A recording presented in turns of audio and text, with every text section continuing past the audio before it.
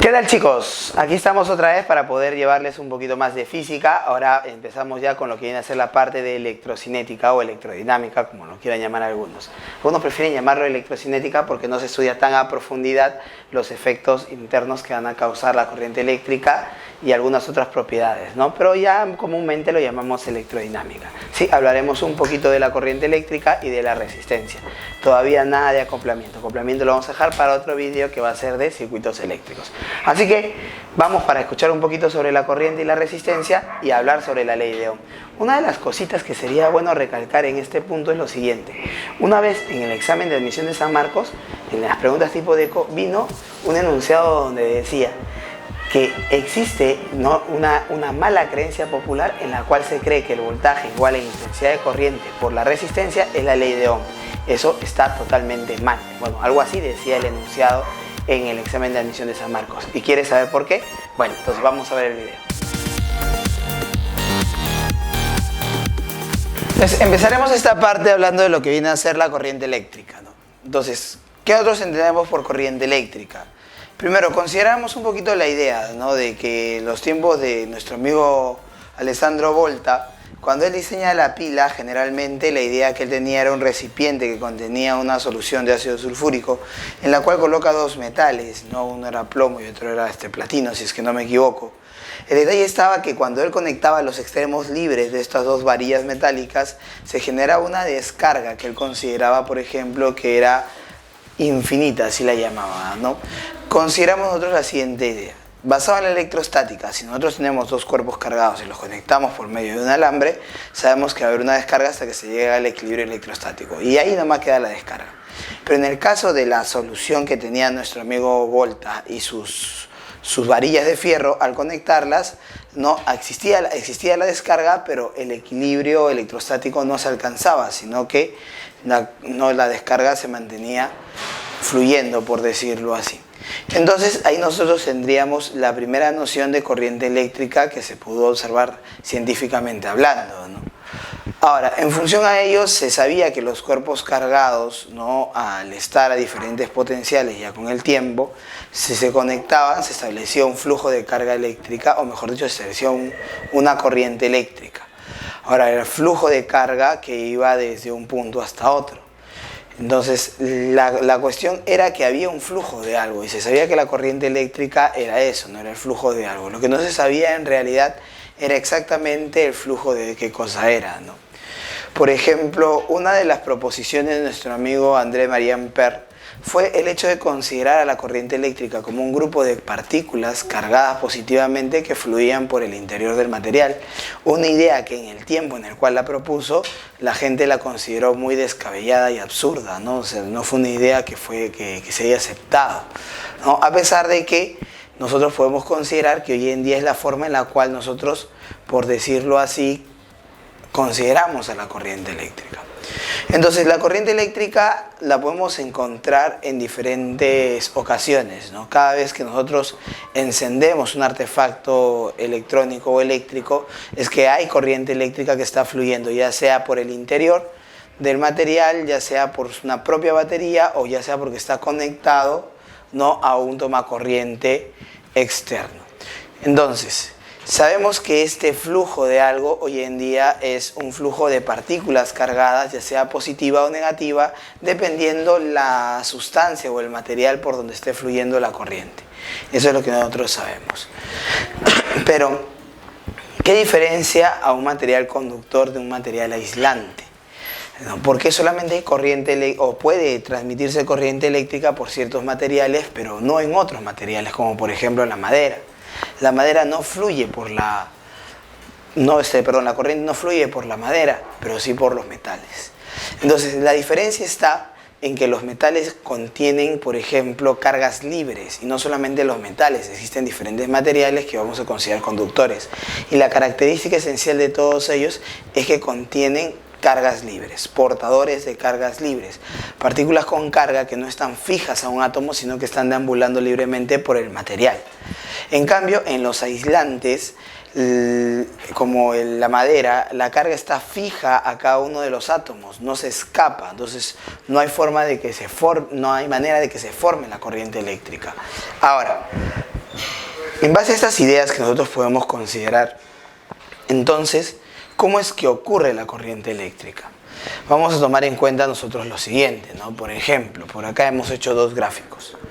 En este caso que está acá, hemos tomado a un metal y en el metal tengo un electrón. Este electrón simplemente va a representar el movimiento promedio de un conjunto de electrones, ¿no? El electrón, por ejemplo, libre en el interior del metal se mueve de forma caótica o aleatoria, pero se dice que a largo plazo es como si no hubiera un movimiento. O sea, si tú comienzas a tomar un montón de electrones y le calculas un promedio, es como si no hubiera un desplazamiento neto de los electrones. Los electrones se mueven libremente en el interior del material conductor, pero sin embargo por el material no hay corriente porque los electrones no experimentan un desplazamiento neto. No hay un flujo de carga en este caso. Ahora, una idea que nosotros debemos considerar es la siguiente. Por ejemplo, es como cuando tú estás en un cuarto, tu ventana está cerrada, tu puerta está cerrada y de repente, ¿no? Te das cuenta de que el aire que está ahí no sientes que se esté moviendo, ¿no? O sea, las moléculas de aire están alrededor de nosotros moviéndose a rapideces muy altas, pero la masa de aire en total que está a tu alrededor tú sientes como si no se moviera. Hasta que, por ejemplo, abres la ventana o abres la puerta y comienzas a sentir corrientes de aire. ¿Qué significa? Que la masa en conjunto de moléculas de aire, ¿no? Las moléculas de aire en conjunto se comienzan a desplazar todas en una determinada orientación. Eso es lo que genera una determinada corriente, por ejemplo, de aire en este caso. Una corriente de agua es lo mismo, no es una masa de agua que experimenta un desplazamiento neto en una determinada dirección. Entonces, ¿qué es lo que va a hacer la corriente eléctrica? La corriente eléctrica va a hacer lo mismo. El flujo, en este caso, de portadores de carga eléctrica en una determinada orientación. Pero si el conductor no está expuesto a ningún tipo de efecto externo, los electrones no tienen un desplazamiento neto. No hay este flujo que estamos hablando y por lo tanto no hay corriente eléctrica. Pero ¿qué pasa cuando al conductor lo sometemos a un voltaje?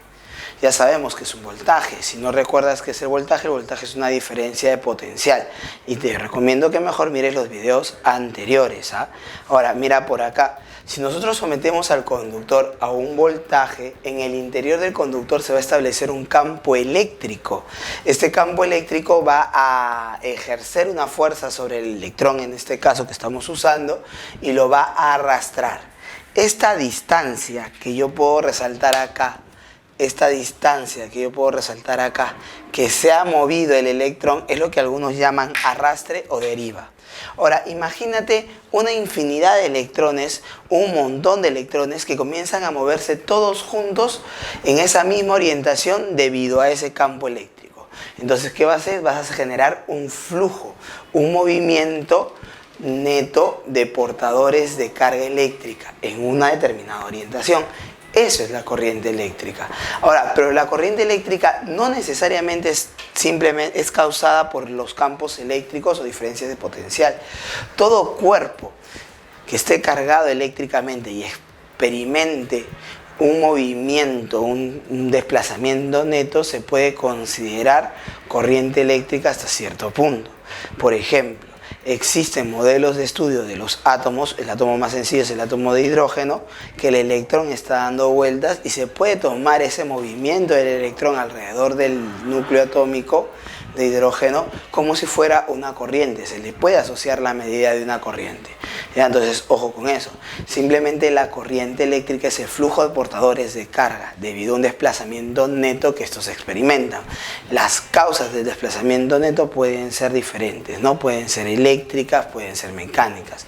Y a eso de ahí es cuestión de simplemente origen. Pero si yo tengo un desplazamiento neto de portadores de carga, un flujo de portadores de carga en una determinada orientación, entonces estamos hablando de que tenemos una corriente eléctrica.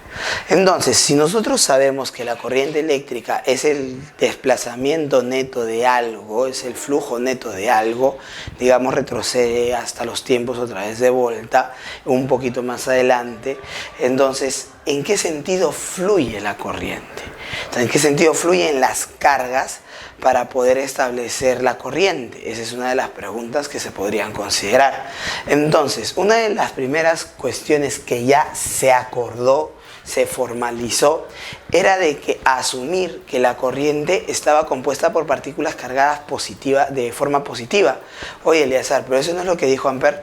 Pues sí, pero total no que no le hicieron caso, es que en ese entonces les pareció absurdo. Pero con el tiempo parece que se dieron cuenta que sí tenía una lógica.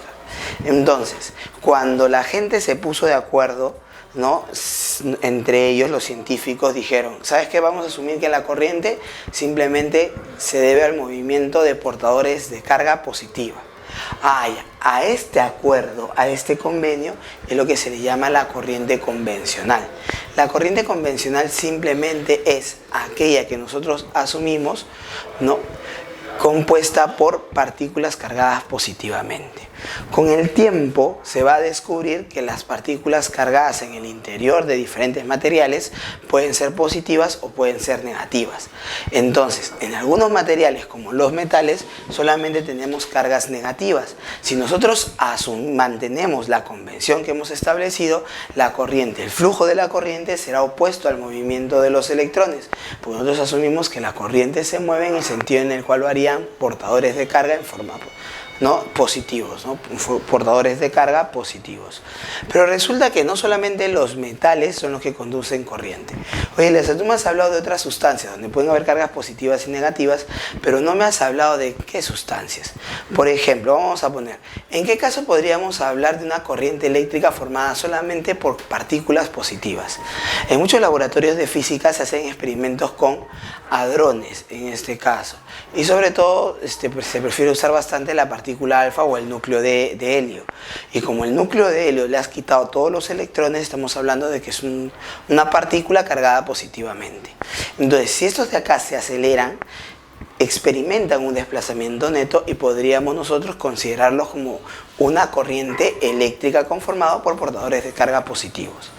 Y un caso en el cual, por ejemplo, podamos tener portadores de carga positivos y negativos son los electrolitos. Y no solamente los electrolitos, sino también tenemos en los tubos fluorescentes, cuando se activa la corriente, ¿qué es lo que sucede?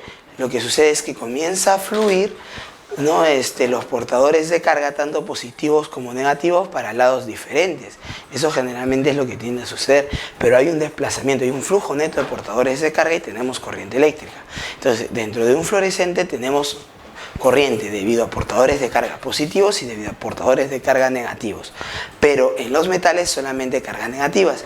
Los electrolitos nosotros podríamos considerar que es una solución donde nosotros tenemos por lo general como material solvente el agua, y en el agua vamos a mezclar sustancias iónicas. Por ejemplo, quieres hacer un electrolito en tu casa, agarra agua y le echas sal y ya tienes un electrolito.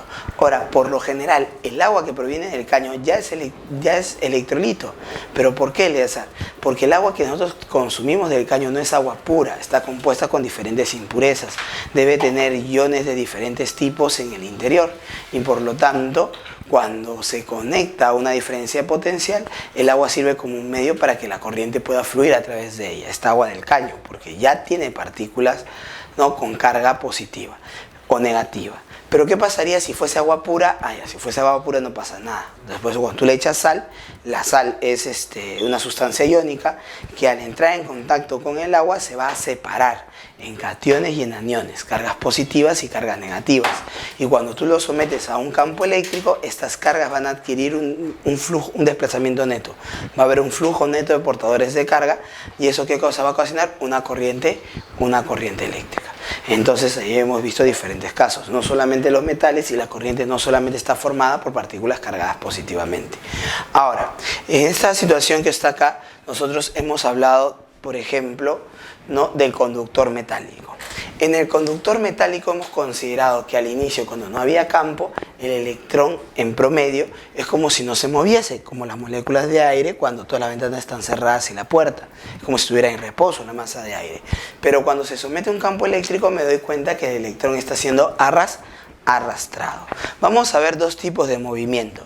Este movimiento zigzagueante que hace el electrón es un movimiento aleatorio, y ese movimiento aleatorio tiene una rapidez aleatoria. El orden de la rapidez a la cual se mueve el electrón está alrededor de los 10 a la 6 metros por segundo, pero el orden de la rapidez de arrastre es de 10 a la menos 4 metros por segundo. O sea, el movimiento de los electrones que causa la corriente eléctrica en realidad es muy lento. Y entonces, Eleazar, ¿por qué cuando yo, por ejemplo, presiono mi tomacorriente, al toque se prende la luz si es que los electrones son muy lentos? Para ello, nosotros podríamos imaginar un conjunto de personas que van a estar alrededor de una manzana o de una calle. Entonces, así está el conjunto de personas. Y yo te lo voy a poner de esta forma. Si uno da la orden y todos comienzan a avanzar, entonces te vas a dar cuenta que él se va a desplazar acá, se va a desplazar acá, se va a desplazar acá, se va a desplazar acá, y así sucesivamente. Entonces la corriente eléctrica se va a establecer a lo largo de todo ese perímetro, o las corrientes de personas en este caso. Entonces es un poquito lo que va a suceder. Por ello, cuando tú enchufas presionas tu tomacorriente, tu interruptor, para encender la luz, ¿no? Automáticamente o casi en forma instantánea ya comienza a encenderse el foco. ¿Por qué? Porque la corriente se establece a lo largo de todo el material debido a los electrones libres que se encuentran también esparcidos por todo el conductor. ¿Sí? Eso de ahí lo vamos a borrar. Ahora, ya hemos hablado entonces de la corriente eléctrica. Sabemos que la corriente eléctrica es el flujo de portadores de carga, flujo neto de portadores de carga, ¿no? En una determinada orientación. Puede estar causado de forma eléctrica y de forma mecánica, entre otras cosas. Pero entonces, ¿cómo mido la corriente eléctrica? Para medir la corriente eléctrica aparece una cantidad llamada intensidad de corriente eléctrica.